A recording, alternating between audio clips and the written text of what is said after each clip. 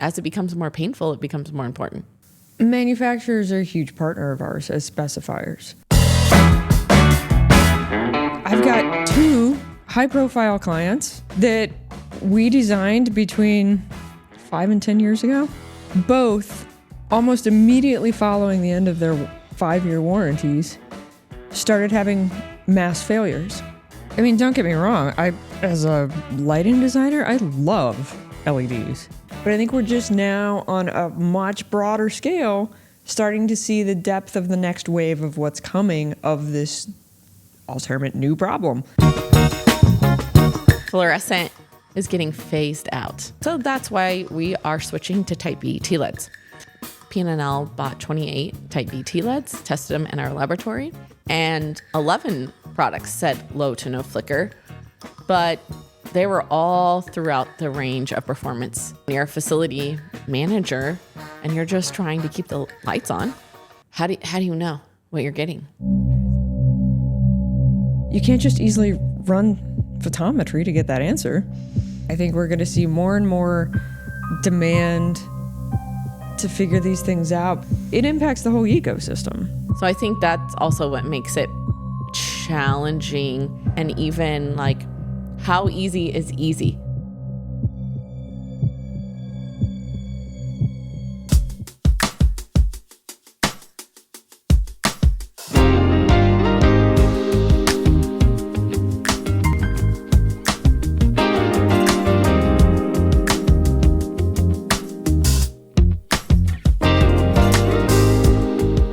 Welcome to the LytePOD, built by LyteEye, the #1 podcast when it comes to thought-provoking and inspirational conversations around the people, the process, and the program of what it means to be in and around design, all with a little love towards lighting along the way. I'm your host, Sam Corbel, and today we welcome Rachel Fitzgerald and Andrea Wilkerson to the podcast to dive into something that is not only a challenge in our industry, but starting to become something that is also extremely important to not only consider, but address immediately. And that's the nature of replaceable components in LED luminaires. Rachel, Andrea, welcome to the podcast. It's good to see you. It's good to have you both here. Thank you. We appreciate the opportunity to talk today. Yeah, this is always fun. Exciting to be here. Today, we're here to talk about something that is near and dear to both of your hearts for very different reasons, but it's easy to say you're on the same page right now, thanks to some recent activity in the industry that you've experienced. And I also know that this was a topic that was presented at Enlighten Americas. It was received with a lot of enthusiasm, some pushback, and it is truly opening up doors that we can't close this time. Where did the curiosity for the need for replaceable components start for both of you? About a year ago, I shifted away from thinking about like, oh, what's next? What's shiny, right? Within LED technology, which had always been my role of like, hey, understand what's going on in the field, but like, how's LED pushing the boundary? And so with this shift came a focus on just the everyday K-12 school. And it was due to some recent adoption numbers that had come out that showed that 78% of school lighting in 2020 was still fluorescent. And so we wanted to understand, well, what's going on? Like, why are schools so far behind other sectors, offices, other commercial spaces in the adoption of LED technology?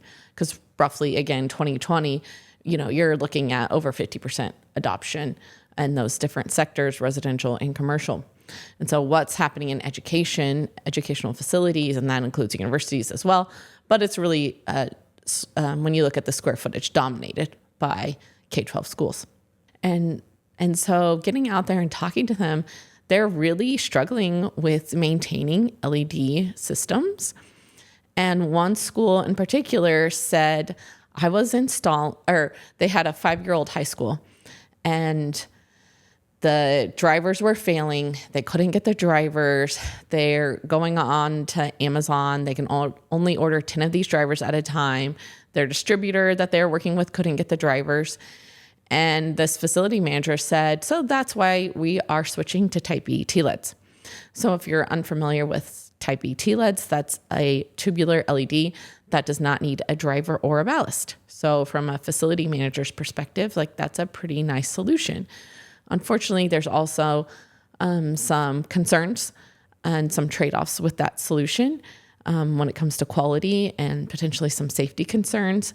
And so I just became passionate about like, there's gotta be a better way. And fluorescent is like it was a pretty great option for that sort of, a school. They can maintain it easily. They know how to maintain it. They've been doing this for 40 plus years, maintaining fluorescent. And so it didn't cause a lot of stress. And, schools, like adequate most of the time is pretty good for them. And so the lighting worked. It delivered good enough quality and they could get the parts they needed and they could fix it. And half these schools we talked to did not have an electrician on staff. One school we talked to, they had an opening for an electrician for over a year trying to hire one. And they just can't pay enough to compete with the market. So then Andrea called me.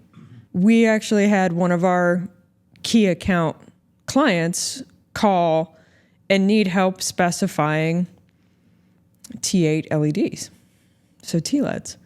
And at first it was like, oh yeah, we can give a recommendation on a TLED, no problem. And then I started looking at it, called Andrea, and I'm like, how the heck do I spec a freaking TLED? Because it's a complex space in terms of, for this client, it's a biofarm client and it's clean room.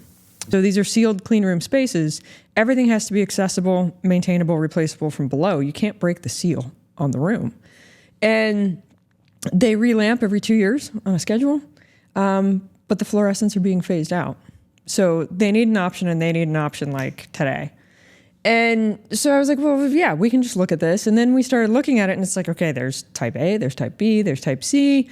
And then just because you know the lumen output of the fluorescent light bulbs, if you put in a TLED of the same lumens, is that actually going to result in the same illuminance levels? Because the light doesn't come out of the tube the same. You're not necessarily using the reflectors and the optics of your troffers the same as it interacts with a fluorescent. So anyway, it became a huge can of worms.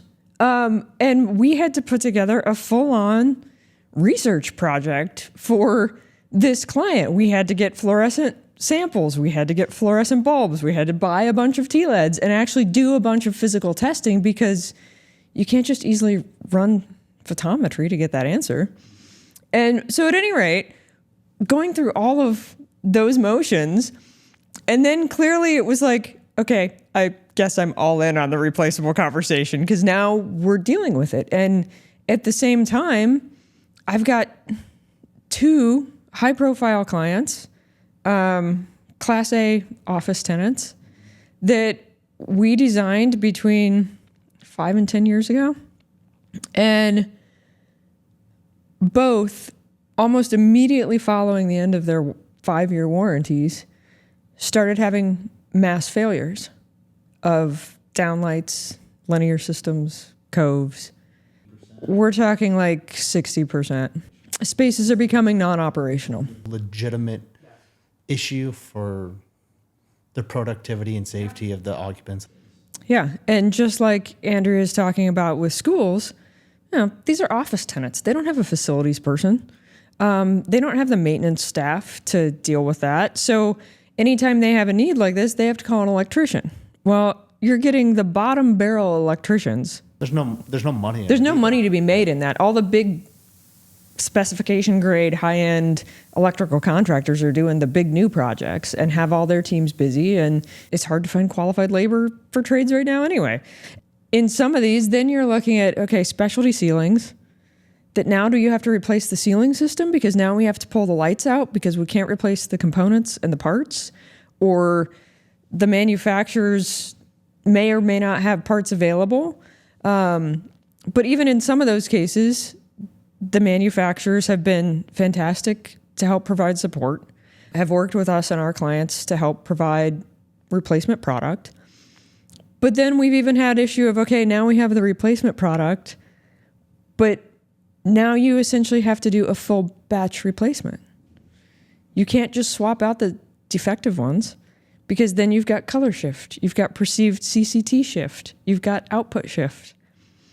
And so it's not as simple as, again, go back in time to fluorescent MR16 past technology. It's not as easy as, okay, just replace a failed unit with a replacement unit, because now you've got all these other inconsistencies. So now you're having to look at wholesale replacement of entire systems within that 5 to 10 year span. And, one of these clients is actually a law firm who, when they first called us back, they were like, we thought you sold us a bill of goods that would last forever, or at least through our lease. How long is the lease? 10-year lease. Yeah. And, I know LEDs aren't going to last forever. I can guarantee you I didn't tell them LEDs are going to last forever. But they had the perception that they would at least last the duration of their 10-year lease. So between all of that, I was obviously all in, and we connected on the topic, and we've been talking about it we presented with some co-presenters, Ruth Taylor from PNNL as well, and then Ann Kussner from AKLD. And we've been talking at least an hour every other week for the last 3 or 4 months on this topic, and there's never a dull moment on those calls. But I think over time it was kind of like, oh, this is new and we're still figuring things out. But now 10 years later, after considerable adoption of LED, I think it's something that is still a question that maybe has gone dormant for a while. And we're helping to bring it back up to the surface and see what we can do with this topic. Definitely want to reflect for a moment there. Like, how did we get here? What happened in the market? What happened in manufacturing? What happened with this technology originally? And why do you think we're sitting where we're sitting now? It's a race, right, between competitors. And there was a lot of focus on energy efficiency. That's how the early products got justified, right? Your payback is going to be XYZ. It's hard. Like, you can kind of think, like, if I think about 10 years from now, like, there's a lot that I don't know. When you're picking out a product and you're hearing like, oh, it's this new thing, and hey, we're seeing some success and it actually works. That was a lot of like the early field work, was just like, hey, like, this actually does work, like some of the earliest installations were like just putting up street lights outside in the Walmart parking lot, right? Like, look, it does work. So as the confidence builds in the technology in that way, I think you were concerned about maintenance, but it wasn't at the forefront of your mind either, maybe like it is today. I mean, don't get me wrong. As a lighting designer, I love LEDs. I mean, the advancement of technology and the tools it has given us in our toolbox as designers is phenomenal. It's an evolution, and it's a constant evolution. I mean, it's kind of the same as what everybody carries around in their pocket every day, an iPhone. I often, to some of our clients, compare LED lights to iPhones and flat screen TVs. Like, if you're going to go buy a new flat screen TV, you're not going to buy 2 years ago model, and it's probably about the same cost as this year's model. You're going to buy the newer, better technology because it's advancing so quickly. And on the one hand, that's a really cool thing about our industry right now, and about the product development, and about the cool things we can do with LED technology. But then we're a little bit in the wild, wild west of, I'm not an expert on it, but I know there's UL guidelines. There's certain parameters of what can be done in luminaire and luminaire design and the components. But at the same time, there's so much freedom that we've lost some of that interchangeable simplicity that came with the prior evolution of technology, with the ability to just go to Home Depot, go to your electrical supply company, go get replacement parts, whether it was a ballast or a lamp, and make your system operational and keep it running as it was originally intended. And that's proving to be a little bit difficult right now. And I think we're starting to hit that point of, wholesale adoption started in early 2010s. And now we're starting to see those systems are now out of warranty. We're starting to see those end-of-life failures. We're starting to see degradation of the chips. And what now? How do my clients, how do all of these institutions and facilities maintain those systems? And we talk about sustainability, short of, ripping entire systems out of a ceiling and chucking it in a landfill. How do we continue forward, creating options where people can easily get the components, the boards, the LED chips, the drivers, plug and play, and keep these systems operational? And it's just not that simple.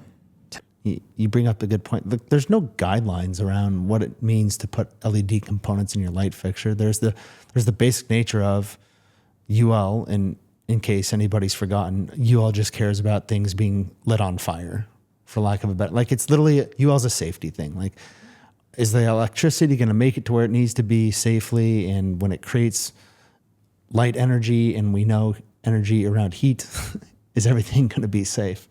I'm sure there's a few other things I'm missing out there, but for lack of a better term, that's a safety regulation.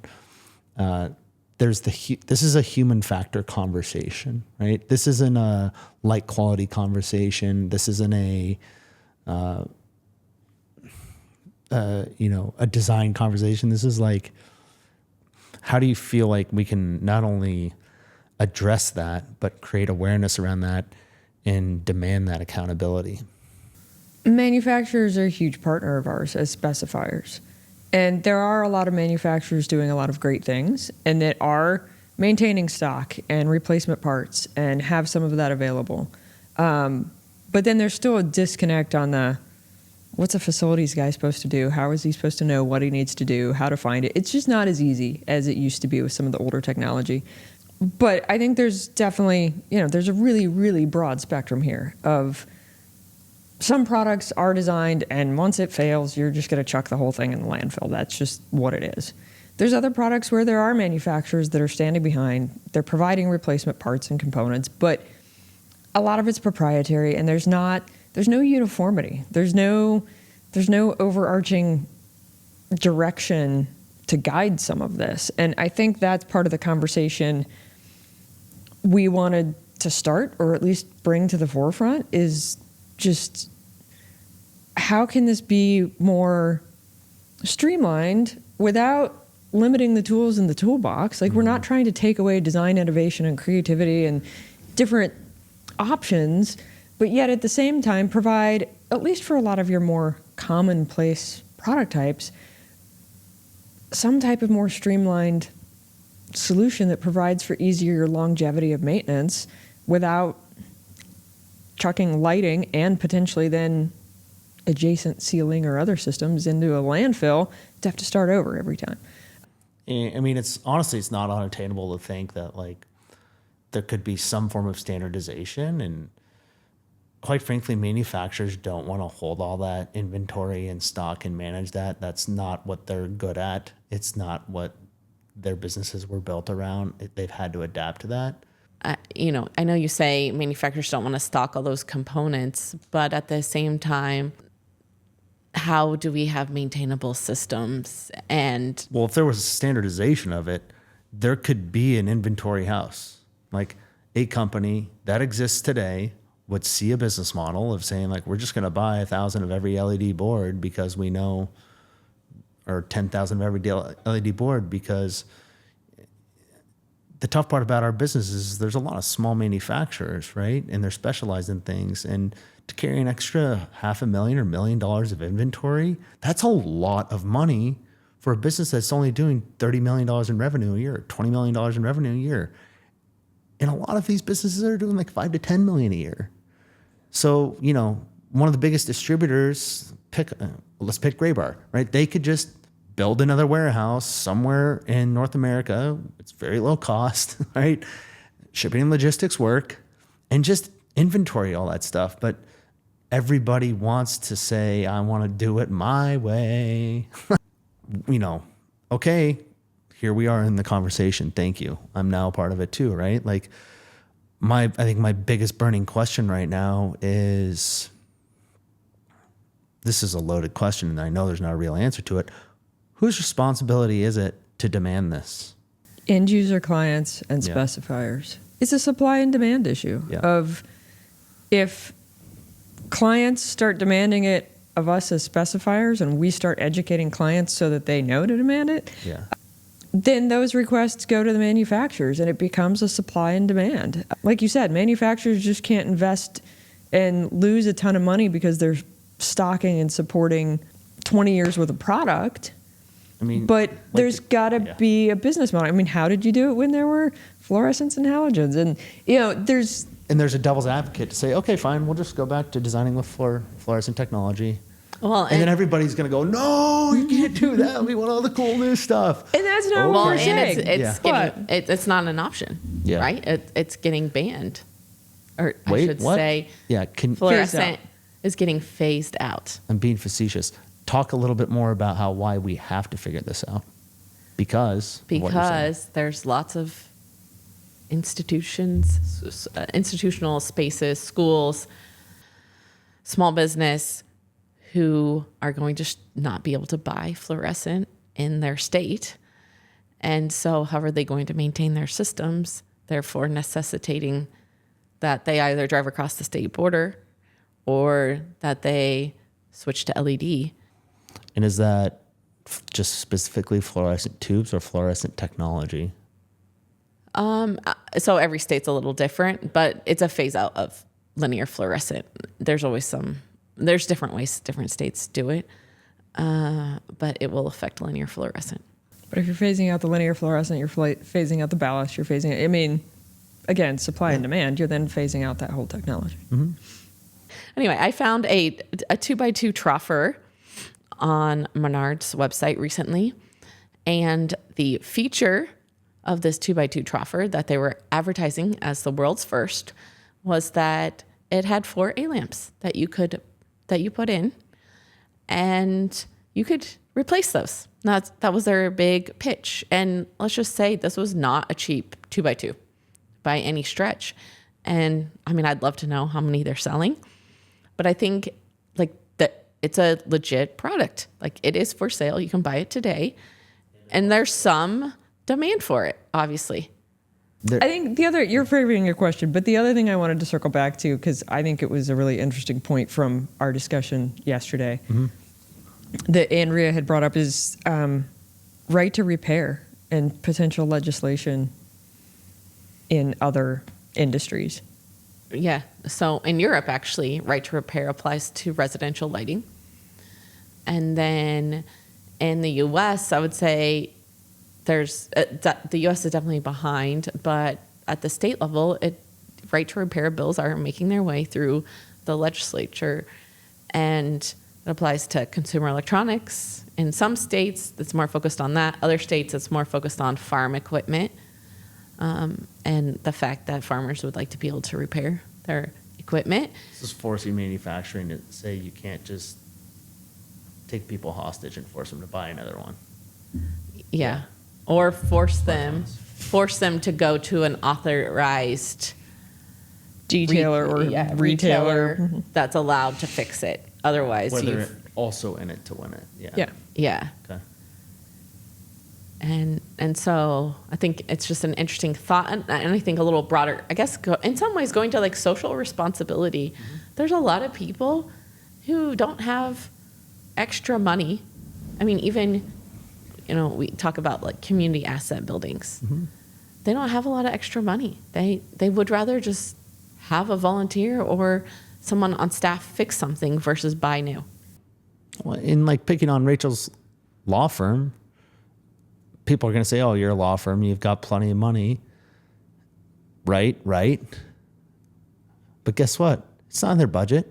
I mean, everybody's got a budget. Just because you have quote, And it's not the there. money doesn't mean it's budgeted. Doesn't mean, and Well, and we're talking hundreds of thousands of dollars Yeah. in some of these cases. We're not talking, I mean, $3,000. We're talking notable amounts of money in some of these facilities. And again, you relate it back to, and all of this makes it sound like I'm advocating that we go back to fluorescent and old technologies, which I'm not. But like you relate it back to the cost of a fluorescent tube or the cost of a incandescent medium screw base. And the costs are very different to have to get the skilled labor, buy the parts, get them installed.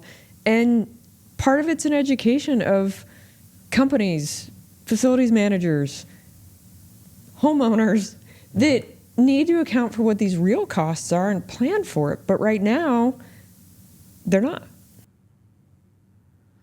A colleague of mine at P&L, she surveyed 7,000 homeowners across the U.S. in the past couple years and asked, basically, what are the top factors that influence your decision of buying home appliances and technology?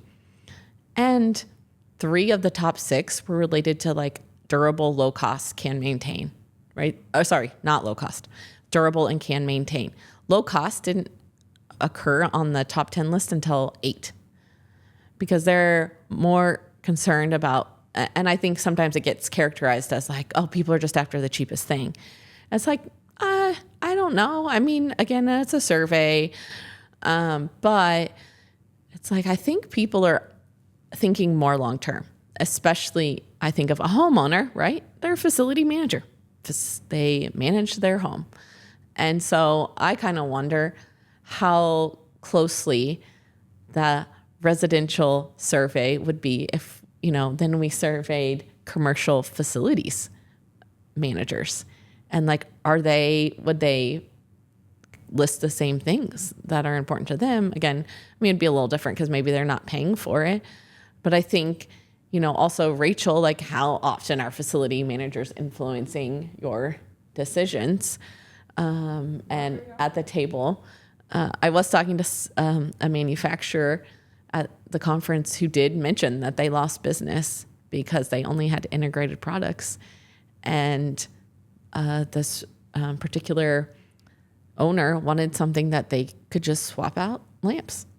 Rachel, I know you sit in that world of design. Andrea, you obviously sit in the world of research.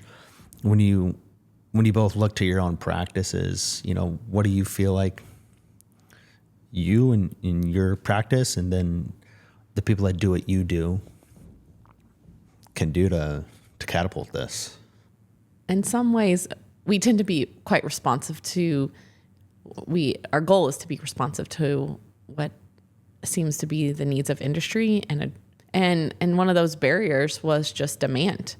And we can make it if there's demand. And I think that's where, again, it ends up being more in the specifier court of, okay, what does that demand look like? And maybe more people experience failures and this becomes more, as it becomes more painful, it becomes more important. That's definitely the spec side of it. And I feel bad because we totally failed to go back to the issue you originally recognized, which was just specifiers aren't involved, right, in the K through 12 environment where this is just happening.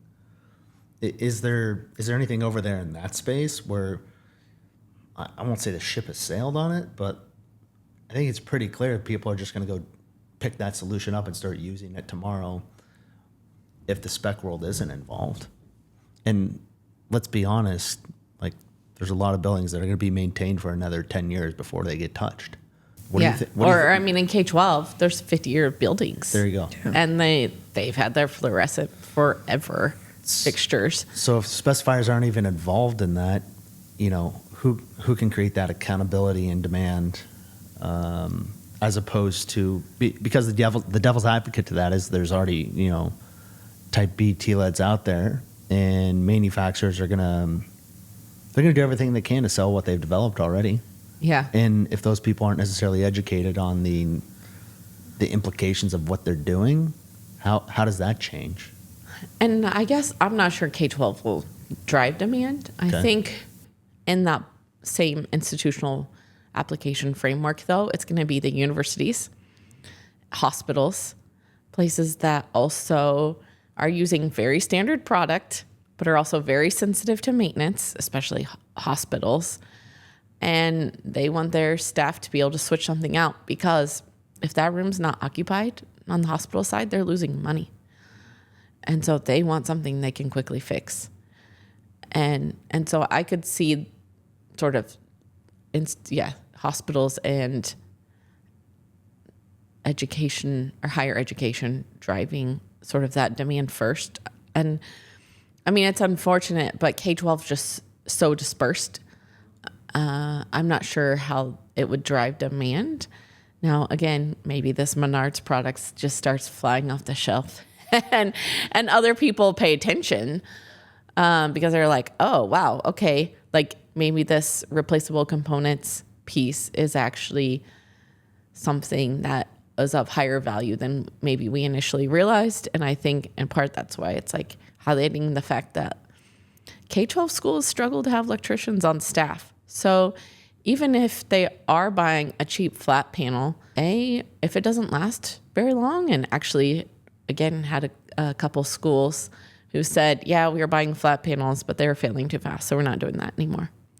And so I think like there's education still exploring, but it's a huge, huge market. It's the third largest by building area in the U.S. If K-12 is the third largest market, they're not going to drive demand because they don't know what they don't know. But in terms of market, it is there, so it's there for the taking. There's some pretty simple things that can happen. Someone could just choose to make a better, TLED Type B. People could buy them and say, wow, this is definitely nicer. I have no clue why, but like appreciate that from, one relamping to the next. And there's just the learn factor of it. Say the same with flat panel. I mean, Are they buying $30 flat panels or $100 flat panels? But it's an education, but it's also, again, that if it's there on the market and it exists, how's your average consumer supposed to identify and distinguish quality product from non-quality product?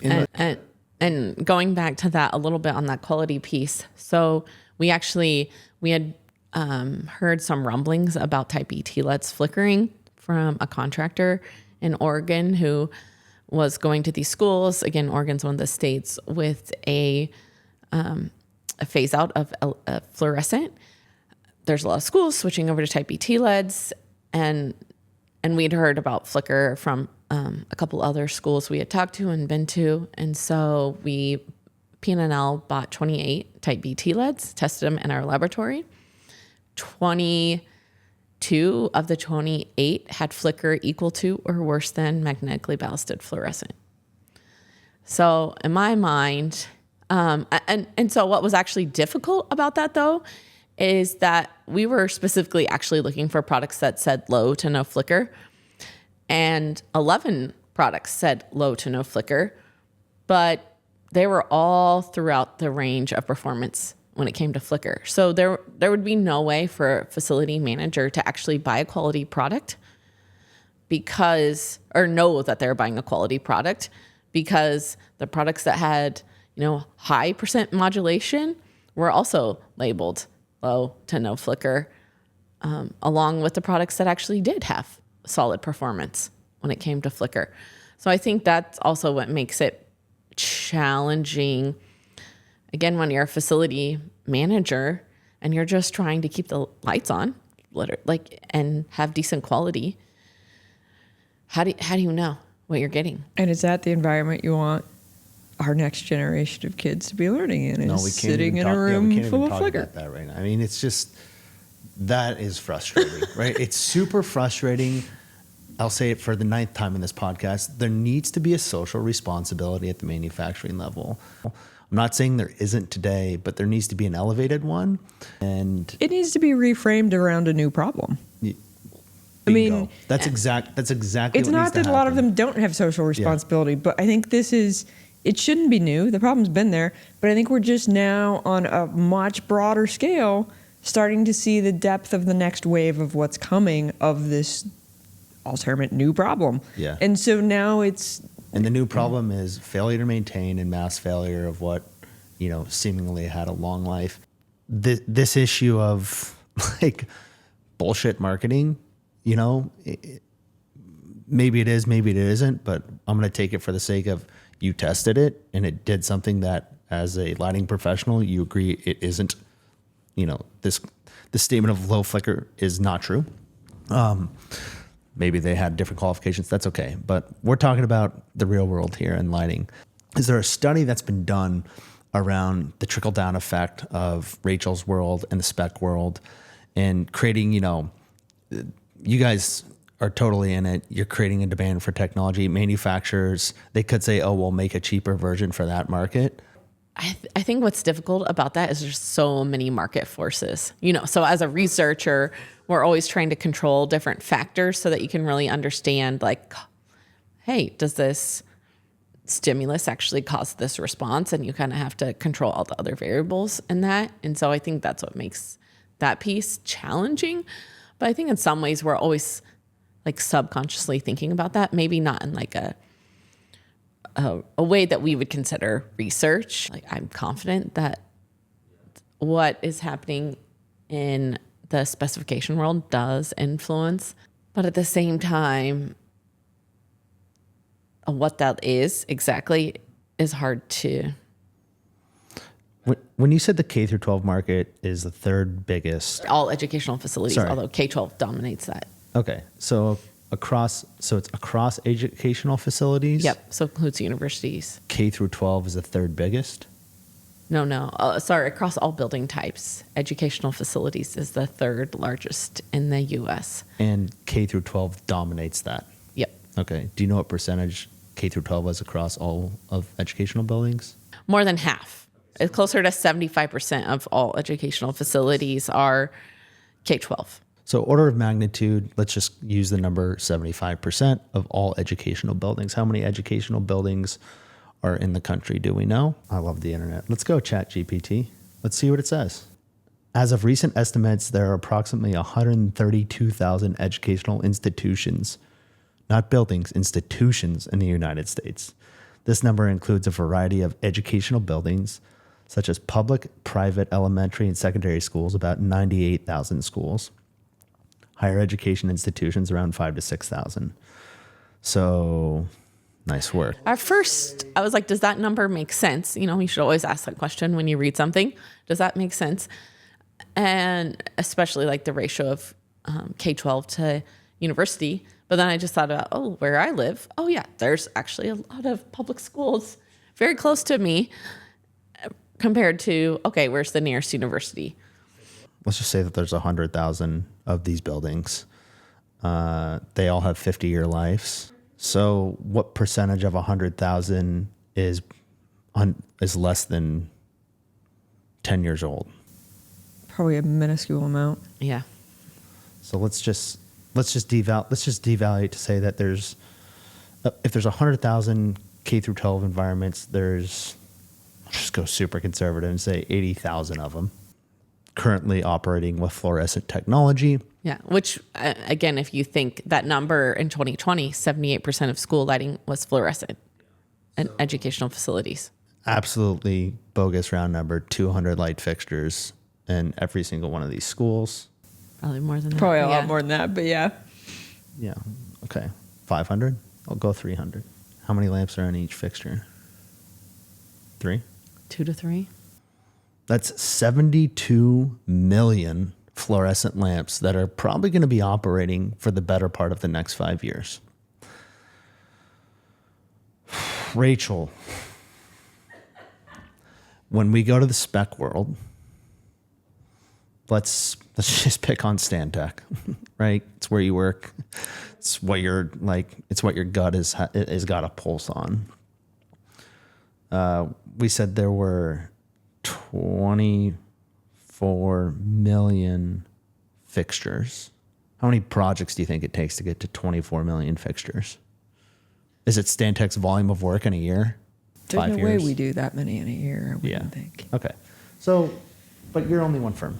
The point being, like, It's a lot. so the question is, Rachel, what kind of a volume does the spec community need to demand out of, like, literally this basic solution to influence a positive outcome? I don't know that answer. I mean, I think there's manufacturers that would tell you that product exists today. Okay. But I think there's questions of everything we've already brought up of, how do you really maintain it? Do you have to have educated staff, qualified staff? I mean, there's just so many variables. Totally. But I think at the end of the day, it's all a function of supply and demand. I think we're going to see more and more demand to figure these things out because you look at that type of volume and the issues Andrea's talking about with schools and the maintenance concerns, extrapolate that to other institutions, hospitals. I mean, just pick a few large entity type market sectors that have so much vast millions of square feet of existing building inventory that has to be maintained. Yeah. So, And I think there's going to be more and more supply or demand around this general concept. And I think the question's going to be part of that social responsibility is what is quality light? How do you make sure that these solutions don't have high flicker, poor color consistency? I mean, there's so many things. If we can all go pick product off a shelf, doesn't mean it's the right product. But I think it's just, my hope is this is the beginning of a conversation that's going to somewhat quickly have to evolve because I think we're going to see more and more of this existing building stock that has to turn over for maintenance. We're going to see more and more previously installed LEDs that need maintenance. We're going to see more and more fluorescent phase out. And so I think it's just going to become more topical. And I think the hope is that as a collective community, we start to have more education, more easily maintainable, layman's type maintainable, you can go up the ladder and replace your flagpole light type tools in the toolbox for people. Yeah, sure. And all of that's going to be in partnership with manufacturers and distributors that can help stock the product and the replacement parts. And I mean, it impacts the whole ecosystem. It's not any one group's problem to solve. Absolutely not. The demand has to be generated, which the specification community clearly is going to have a strong interest in doing, it sounds like, overnight. Question for you, Rachel. Obviously, the TLED thing came at you. You had these big Class A office spaces that happened to it. How's that changed your perspective within, your own office, but then your entire staff and company when it comes to taking a look at the last 10 years and saying who's going to be calling us? Yeah. How's it immediately changed your attitude in terms of what you're willing to even entertain at this point? Super relevant question because I've been struggling with that some because we've been talking about this and it's not we talk about it once and everybody knows and we're done.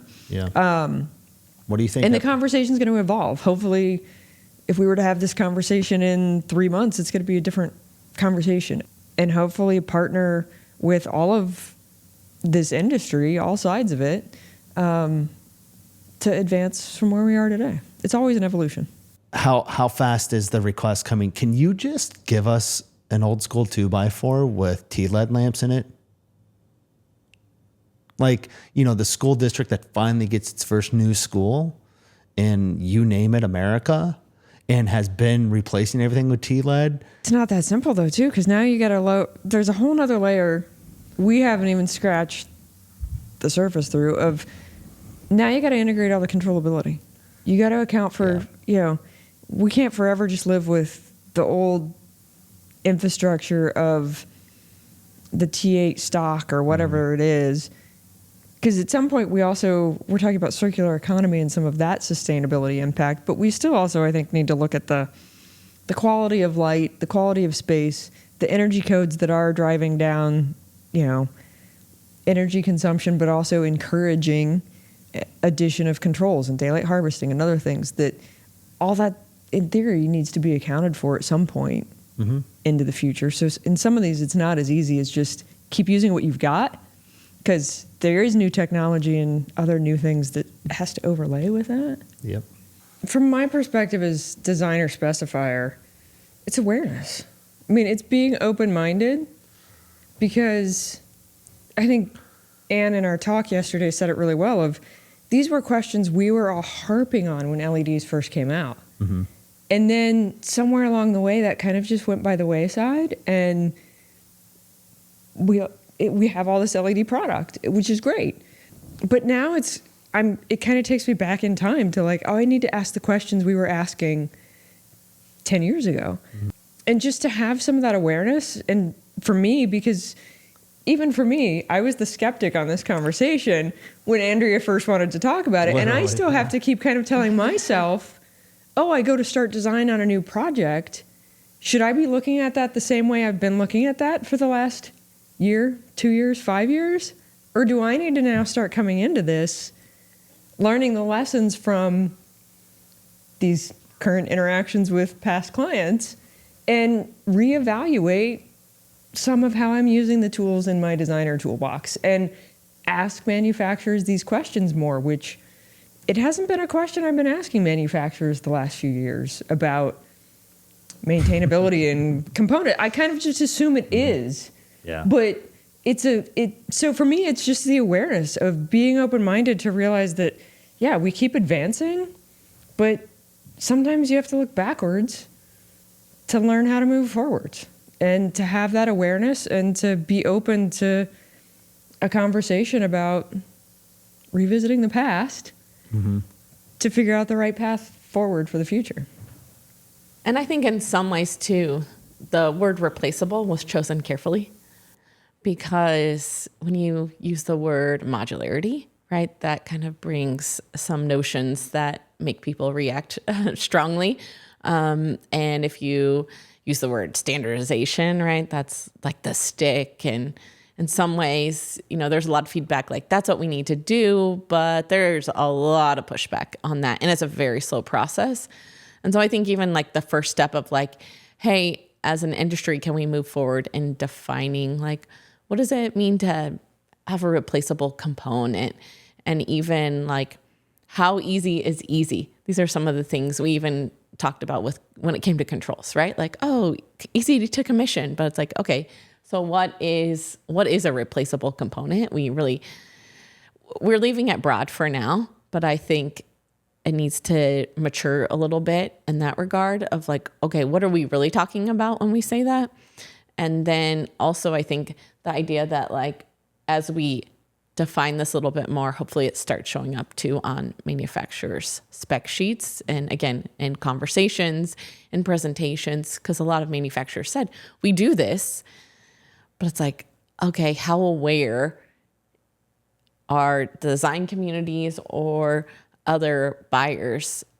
Are people aware of this capability? And again, what does it mean? Well, and asking harder questions of, you've got componentry that's replaceable. Is it plug and play? Do I have to solder it? Where's the part number? How do I order it? Are you going to stock it for the next 5 years, 10? Like, there's more questions to it than just the surface level. Yeah, you have replaceable components? Great. It's more getting into that deeper level of, what do I now need to put on a document somewhere so my client has this for reference and knows how? And where's the guarantee from you that that's going to happen? Rachel, you told the story. But But you told the story earlier. Like, you moved into a house, pulled the lights off, scanned the QR code, and it was a broken link. Yeah. That's a great conversation. That's not going to work. We talked about that yesterday. QR codes would be great, and then it pulls up your order number and it gives you all your replacement components. But I have 6-year-old downlights in my house with a QR code on them, and the QR code doesn't freaking work. So where's the accountability to maintain those databases, maintain those links, and have that last 10 plus years into the future? Well, in a school facility manager, he was telling the story of he had a rep come in to try and help him fix this problem he was having in his high school. And the rep was like, oh, yeah, you just have to scan this QR code. Goes to scan the QR code, right? And it says unavailable. And like he said, I've never seen a QR code work. So I think in some ways, That is a quote. That is the quote of this podcast. I've never seen a QR code work. But I think so there's already like a loss of trust with QR codes. Yep. And so for some, the QR code isn't going to be the solution because they haven't been working. And what is it?